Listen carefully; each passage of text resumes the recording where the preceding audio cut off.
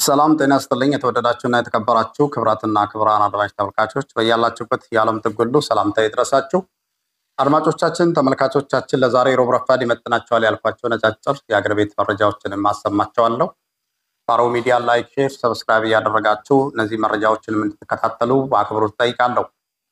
መረጃን የሚያስቀድምላችሁ የአማራ ፋኖ በጎጃም አንደኛ ክፍለ ጦር የኮሎኔል ታደሰ ሙሉኔ ብርጌድ ሁለት ቦታዎች ላይ በሰራው ኦፕሬሽን ህዝብን ከዘረፋ መታገዱን አስታውቋል። የአማራ ፋኖ በጎጃም ኮሎኔል ታደሰ ሙሉኔ ክፍለ ጦር ባወጣው መግለጫ ህዝብን ከዘራፊ አድነናል ብሏል። ፋኖ ሙሉ ሰው አባት እንዳስታወቀው ሜጫ ወረዳ ብራቃት ላይ አጣር የሚባል ተራራ ላይ ሰፍሮ የሚገኘው ራሱን መከላከያ ብሎ የሚጠራው ዘራፊ ቡድን አሰማርተው ወደ ባርኳ ማርያም የሚባል ቀጠና ቀይ መስቀል የሚባል ሰፈር የተሰማራውን በድንገተኛ ጥቃት 4 ሰው እስከ ወዳኛው ሲሸኝ ሌላው 6 ሰው ቆስሎ ወደ ምሽጓቸው ተመልሷል ብሏል። እንግዲህ በአማራ ክልል በተለያዩ ቦታዎች ላይ የዘረፋ እንቅስቃሴዎች እየተደረጉ ይገኛሉ። አንደኛው የዘረፋ እንቅስቃሴ ፋኖን ስም በሚያጠለሽ ዘረፋ ከዘረፉ በኋላ ፋኖ ነን ብሎ ለህብረተሰቡ ራሳቸውን የሚያስተዋውቁት የዘረፋ አይነት ነው። ሁለተኛው ዘረፋ መንግስት የለም ብለው ወጣቶች ራሳቸውን አደራጅተው የተወሰኑ የቡድን መሳሪያዎችን የነፍስ ወከፍ መሳሪያዎችን በመያዝ መንገድ ላይ መኪናዎችን በማቆም ህዝብን በማስቆም የሚዘርፉት ዘረፋ ነው። ሶስተኛውና የመጨረሻው ዘረፋ መንግስታዊ ዘረፋ ማለት ነው። መከላከያ አንዳንድ ቦታዎች ላይ እንዲህ አይነቱን ድርጊት ይፈጽማል። ከዚህ ውጪ ደግሞ መከላከያ ሽፋን የሚሰጣቸው ዘራፊዎች ትርፍ ለጋራ የሚባል ስራ ይሰራል። የኢትዮ ሱዳን ድንበር አካባቢዎች ላይ እንግዲህ ቋራ መስመር፣ ጃዊ መስመር፣ ጎንደር፣ መተማ፣ ዮሐንስ አካባቢ እንዲህ አይነት ድርጊቶች ሲከናወኑ ነበር። የጎጃም ፋኖች እንደዚህ አይነቱን ድርጊቶች አሁን እያስቀረን ነው፣ እርምጃ እየወሰድን ነው እያሉ ይገኛሉ። በሌላ ግንባር የ76ኛ ብርጌድ ከገርጨጭ ስምሪት ወስደው ለዘረፋ ሲንቀሳቀሱ በመንገድ ላይ ተመተው ሌላው ወደ ገርጨጭ እንደተመለሰ ነው የተገለጸው። ሌላው አገዛዙ ህዝብን በግዳጅ በኦራል እየጫነ ስብሰባ ብሎ ፋኖን ከህዝብ ለመነጠል መጠነ ሰፊ የሆነ ፕሮፓጋንዳ እየሰራ ይገኛል ብሏል። ፋኖች ብዙ ቦታዎች ላይ እንደዚህ አይነት ስብሰባዎች ፋኖቹ በትኗቸዋል። የዚህ ስብሰባ ዋና ዓላማ ፋኖ ሙስሊም ጣል ነው፣ ፋኖ ዘራፊ ነው፣ ፋኖ አይጠቅማችሁም፣ ከመንግስት ጎን ሆኑ፣ መንግስት የሱቅ ሸቀጥ ያቀርብላቸዋል፣ የእርሻ ውጤቶችን ያቀርብላቸዋል፣ የሕክምና ግብዓቶችን ያመጣላቸዋል፣ ከፋኖ የምታገኙት ነገር የለም፣ ተበድላቸዋል፣ ክልሉ እንዲሆኗል፣ ክልሉ እንዲወርዷል እያሉ ከፍተኛ ቅስቀሳ እያደረጉ ይገኛሉ። ምናልባት የአማራ ህዝብ ጦርነቱ ከመጀመሩ በፊት አሁን እነሱ የሚያነሷቸው ጥያቄዎችን በሰላማዊ ሰልፍ ፓናር ሰርቶ መፈክር ሰርቶ ይህን ጥያቄ ጠይቆ ነበር። በወቅቱ የአማራ ህዝብ በዚህ ልክ ቆራጥ አቋም ይዞ ጫካ ገብቶ ራሱን ይከላከላል ይዋጋል ብሎ አላሰቡትም። ጦርነቱ ራሱ ሲጀመር በ2 ሳምንት ውስጥ እናጠናቀቃለን ብሎ ካልኩሌሽን የሰሩ ጀግኖች ናቸው። ያንን ጥያቄ አልመለሱለትም። ህዝቡም ያ ጥያቄ ሳይመለስለት ነገሮች ተበላሽተው ወደ ጫካ እንዲገባ ነው የተደረገው። አሁን ብዙ ርቀት ከሄዱ በኋላ ፋኖንና ህዝብን ለመለያየትና እንድናደርግላቸዋለን አይነት የማባበል ነገር እኛ ህፃን አይደለንም እያለ ይገኛል ህዝቡ። በሌላ መረጃ ወደ ትግራይ የሚወስደን መረጃ ነው። ትግራይ ውጥረት ነክሷል እየተባለ ይገኛል። እንግዲህ የደብረጽዮን ቡድን የጌታቸው ረዳን ቡድን ላይ እርምጃ እየወሰደ ነው ተብሏል። በትላንትናው ዕለት እንግዲህ አድግራት መግባታቸውን ሲሰማ በተመሳሳይ ማምሻውንም አድጉዶ ከህዝብ ጋር ቶክስ ነበር ተብሏል።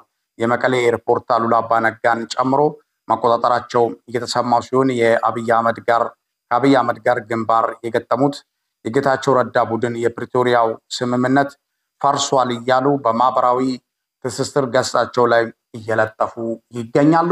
እንግዲህ እነሱ የፕሪቶሪያው ስምምነት ፈርሷል የሚሉት ጌታቸው ረዳ የፕሪቶሪያው ስምምነትን ለማስፈረም ወይም ደግሞ ይህንን ፕሮግራም ለማከናወን ወደ ፕሪቶሪያ ደቡብ አፍሪካ ሄደው ነበር። በዛን ሰዓት ያ ብቻነቱ ሳይሆን አብይ አህመድ ዶክተር ደብረጽዮንን ከቦታ ካላነሳ በስተቀር በትግራይ ውስጥ ትግራይን ለመከፋፈል መንገድ አያገኝም ነበር። አሁን ባለው አስተላለፍ ጌታቸው ረዳ የፊት መሪ ሆኖ ባይቀመጥ ኖሮ ዶክተር ደብረጽዮን ቢሆን ኖሮ ትግራይ ለሁለት አይከፈልም ነበር። አብይ አህመድ አስጠንቅቆ አስቀድሞ ይሄንን ጉዳይ ስለሚያውቅ ጌታቸው ረዳን አስተዳደር አድርጎ ዶክተር ደብረጽዮንን ገለልተኛ ያደረገበት ዋናው ትልቁ ነገር አንዱ ህወሓትን በሁለት የመክፈል ነው። ይሄ ለዶክተር አብይ አህመድ ተሳክቶለታል።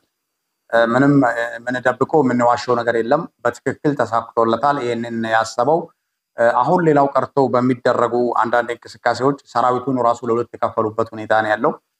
ጌታቸው ረዳን የሚደግፍ የታጠቀ የትግራይ ታጣቂ አለ። ዶክተር ደብረጽዮንን የሚደግፍ የታጠቀ የትግራይ ታጣቂ አለ ማለት ነው። ስለዚህ ባለስልጣናቶቹ ብቻ ሳይሆኑ ሰራዊቱ ራሱ ለሁለት እንደተከፈለ ነው መረጃዎች የሚጠቁሙት።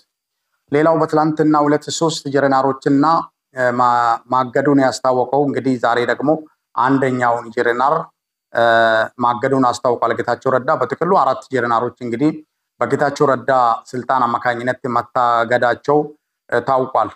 ውቅሮ እንግዲህ በውጭም ኮሃ መንገድም መዘጋቱ ተሰምቷል።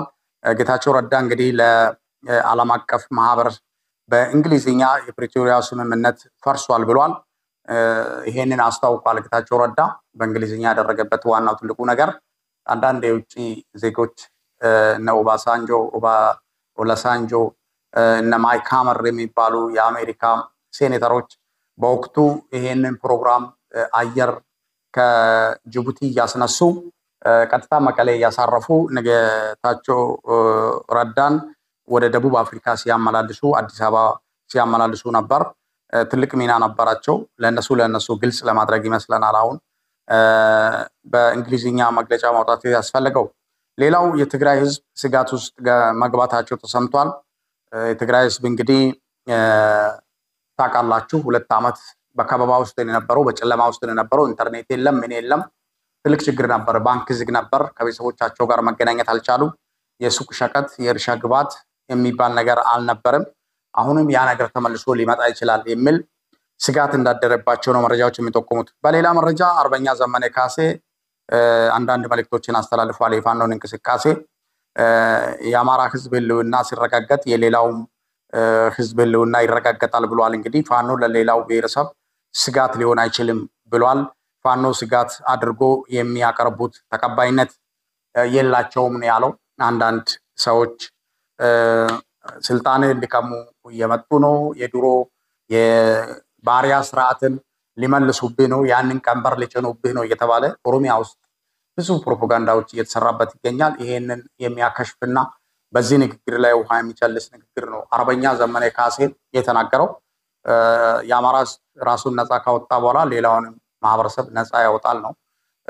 የአማራ ህዝብ ህልውናው ከተረጋገጠ የሌላውን ማህበረሰብ ህልውና ይረጋገጣል። ፋኖ ለሌላው ብሔር ብሔረሰብ ስጋት የሚሆንበት ምንም አይነት ምክንያት የለም የሚል ማረጋገጫ የሰጠበት ሁኔታ ነው ያለው። በሌላ መረጃ የአማራ ክልል ባለስልጣናት ግድያ ተጠናክረው ቀጥሏል። በደቡብ ወሎ የወረዳ አስተዳደር ጨምሮ ፖሊስ ተገሏል። የወረባቦ ወረዳ ዋና አስተዳዳሪ አቶ ፋንታውን ከበደ፣ የወረባቦ ወረዳ ፖሊስ ጽሕፈት ቤት ዋና ኢንስፔክተር ፖሊስ አዲስ ዘመን ፈይሳ እና ሾፌሮቹ አጃቢዎቹም እንግዲህ ተሸኝቷል እስከ ወዲያኛው። በጣም የሚያሳዝን ነው። ሌላው በተመሳሳይ ከወራት በፊትም የቆቦ ከተማ የብልጽግና ኃላፊ መገደሉ ይታወቃል። የላስታ ዋና አስተዳዳሪም ተገሏል። ቀወት ወረዳ ሚሊሻ በቀለ ተገሏል። አንጻራዊ ሰላም እያሉ እንግዲህ ብልጽግና በዚህ አይነት ልክ ዋጋ እየከፈለ ይገኛል። በሰሜን ሸዋ በከሰም ከቡልጋ ወደ ከሰም እና ከአፋር ወደ ከሰም፣ ከምንጃር ወደ ከሰም፣ ከጊምቦ ወደ ከሰም የተንቀሳቀሰው የመንግስት ወታደሮች ከፋኖ ጋር ውጊያ አድርጎ ወደ ኋላ መመለሱ ተሰምቷል። በትላንትና ዕለት የሆነ ነው። የአንድ ሻምበል መሪና የአንድ ሻለቃ መሪ መገደላቸውን ተከትሎ ነው እንግዲህ አንድ 77 ሬዲዮ መገናኛ ፋኖ አግኝቷል። ይሄንን ተከትሎ እንግዲህ ሰራዊቱ ከቦታ ወደ ቦታ እንቅስቃሴ እያደረገ ይገኛል። ሌላው ጎንደር አደርቃይ ዙሪያም በተፈጸመው ጥቃት የወረዳው ከፍተኛ አመራር ተገሏል። 3 ኃላፊዎች እንግዲህ ሲገደሉ ከ7 በላይ ፖሊስና ሚሊሻ ላይ ጉዳት ደርሶባቸዋል ተብሏል። አድማጮቻችን፣ ተመልካቾቻችን በአማራ ክልል የቀጠለው ጦርነት እንግዲህ በርካታ አመራሮችን እየበላቸው ይገኛል። በሌሎች መረጃዎች እስከምንገናኝ መልካም ጊዜ እንደሆነላችሁ ተመኘው። ሰላም